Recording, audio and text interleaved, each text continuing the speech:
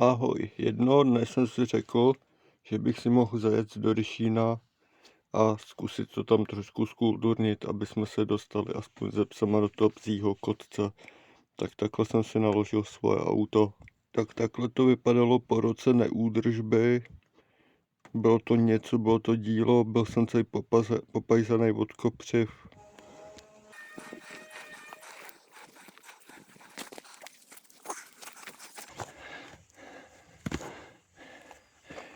Rušička hadů.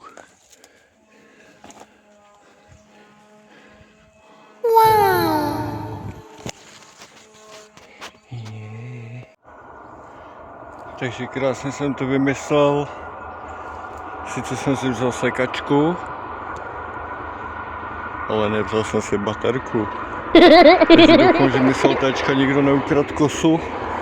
A musím se nějakým způsobem dostat první do LTčka, abych našel kosu a prokosím se k tomu karavanu.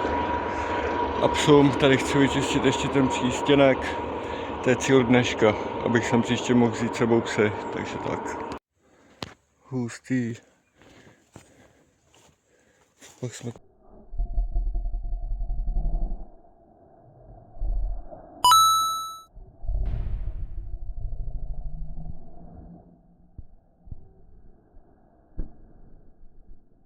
Nebo víc džungli, Radvanec, vrak Radvance, jdem domů, konec dnešní kýblu. Tak jdem na to.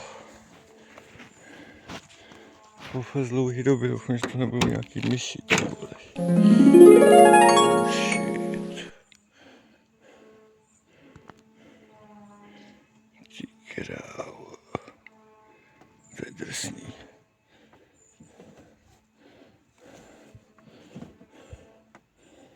Já nevím, jestli tady mám košťátko, doufám, že jo. No tady je. Ale to je hustý, tyhle. Oh shit. No, a tady se blíží fáze, kdy mi to nejde otevřít, je to kvůli tady té páčce. Nakonec mi to podařilo dát dohromady, takže jsem nemusel přes Spidermany. Řekl, že tam budu muset vnitřka. Ta kosa tam je, takže super. A ještě jsem chtěl nádrž na vodu, to tady taky bude. A když jsem u toho na příště ubrousky, talířek. Něco na ruce, protože to je peklo, ty kopřivy. Klíč od LTčka, tím můžu aspoň ten předek zamknout. A teď není tak složitý se do toho dostat. No nic, vydám kosu a půjdu na část číslo 2. Fujky. Tak jo, mohlo by být. Tak já na hrobovou čistinu. Zavadíme první návštěvu.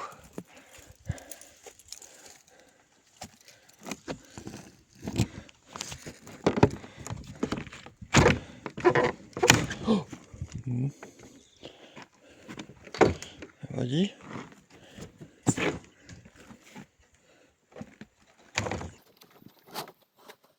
Oh shit.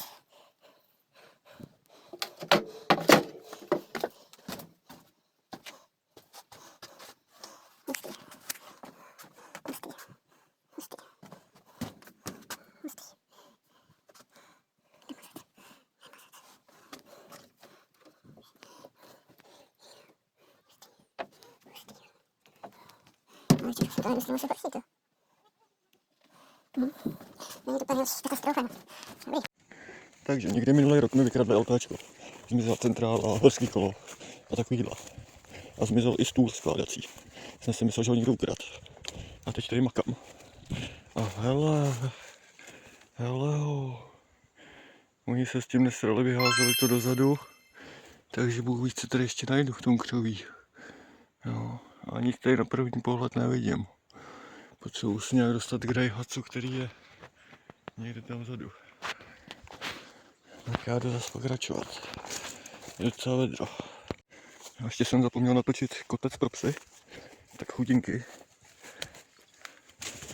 To tady nemají vůbec, ale vůbec špatný. Krásně stínek jsem nechal ty kopřivy okolo. Takže pohůdka. Můžu se sem těšit. Krásný. Až na ten výhled. Tuhle.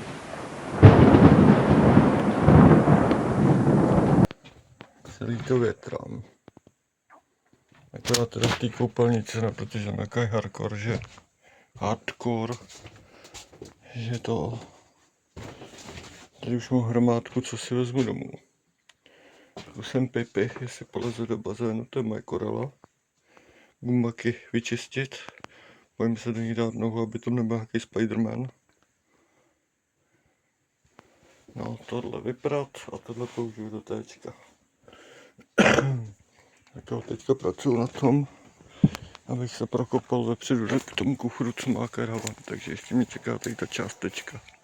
A půl se pojedu do cukrárny, jestli si dám studený pití. Jestli už tam někdo bude. Poslední kousek. No, to už dám. Tak se jdem kouknout, co tam najdem pěknýho. Jestli tady na nás vyskočí ještě nějaká vohleky vody. Já jsem potřeboval teď ten kufr, vole.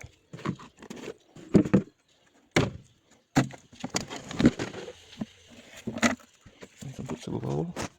A já tady vlastně nic nepotřebuju. Ty vole, to nevyjde lahvičky, tak že jsou plný jako.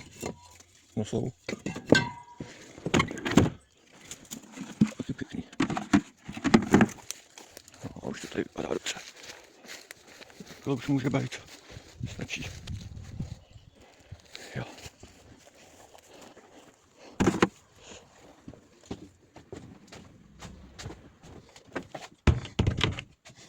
Ještě pumpičku, nafouknu postel. Musím říct, že je tady chládek. Jak je to dole, je to obrovský, tak je tady chládek. Tak já se půjdu napít.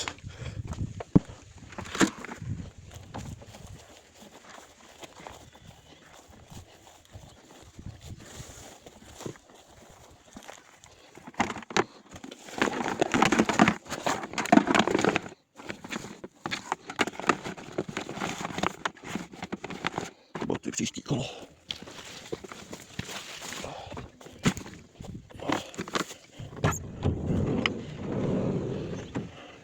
No tady je hůř.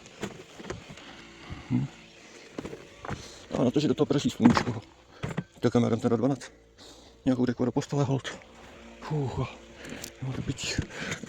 Prští, naštěstí.